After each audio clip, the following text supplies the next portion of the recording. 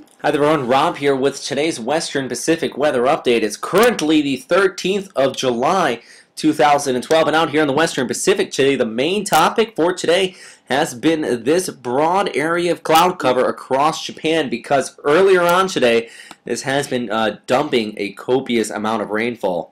And if we zoom in on the radar imagery here, you can see that a few storms are still flaring up right around Tokyo, extending out towards the Tohoku region, and still around Kyushu, where there has been upwards of 11 reports of deaths, sadly, at this time. 15 people are still missing due to widespread flooding out here, because if we look right about in this area, there was a report of upwards of 508 millimeters in the past 24 hours. That's max, but actually that rainfall took place over about a 3 to 4 hour period right there. Also reports a rate of 350 millimeters of rainfall in Shikoku, and even off towards the Kii Peninsula right in this area. I have seen some reports about 250 millimeters. Now once again though, this has all been short time heavy rain, and that has resulted in these flash floodings across much of western Japan here, and unfortunately in the next 24 hours it does look like even more rainfall could be occurring. As this rainy season stationary boundary continues to remain in place. You remember last week was those widespread rain showers across Kyushu, so this has been rain on top of that.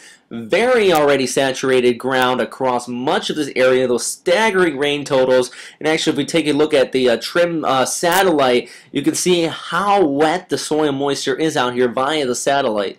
And this map is just basically given on how much rainfall has already fallen, plus the saturation of the ground where the highest flood potential is, and fairly obvious there in central and eastern portions of Honshu. That's where the max amount of flooding. And there's already been several reports of landslides. One of the landslides did kill 4 people, sadly.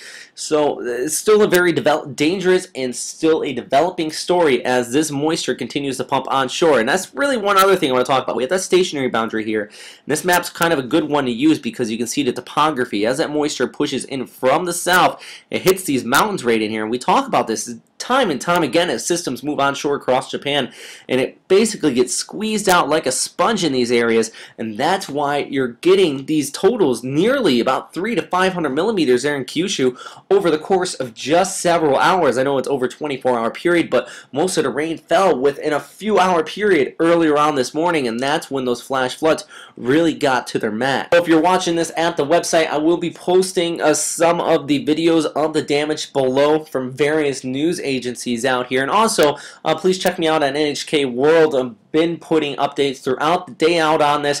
If you don't catch me today, you can always catch me tomorrow on Friday as well. Definitely going to be having more information for you. But let's look a little bit farther towards the south, though, into the tropics. We have a new Invest. This is Invest 90W there just towards the east of the Philippines, spinning up over Palau, pushing off towards the west. At this time, my personal thoughts, I don't think this is going to be developing into anything significant. If we take a look at the model outlook from the COAM's high resolution model, you can really see nothing too significant coming out of this throughout the next 48 hours. At this time, I do think that conditions really are not most favorable. It's really lacking good organization. Sea surface temperatures are there. Vertical wind shear is not too extreme. If we take a look at the shear map, you can find this on the webpage if you take a look at the tropical charts, but about 5 to 10 knots over it, so it's actually quite favorable. But once again, organization is not quite there at this time. I do think it could bring some heavy rainfall over the weekend into next week across eastern portions of the Philippines here as it does run through. But at this time, my thoughts, not so much significant development, but it does still need to be bared watching here as we start to move into the peak part of tropical season, which is usually in the mid to late part of August. So about 1 month away is once you get into that peak part of the typhoon season. But as all for right now, everybody, thanks again for watching here at westernpacificweather.com. If you have any questions, comments, or suggestions, as always, please post them in the comment box below. Also, I welcome any videos or pictures of any of the weather we've talked about today.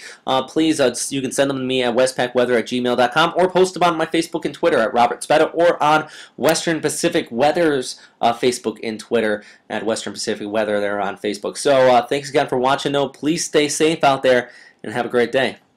Bye.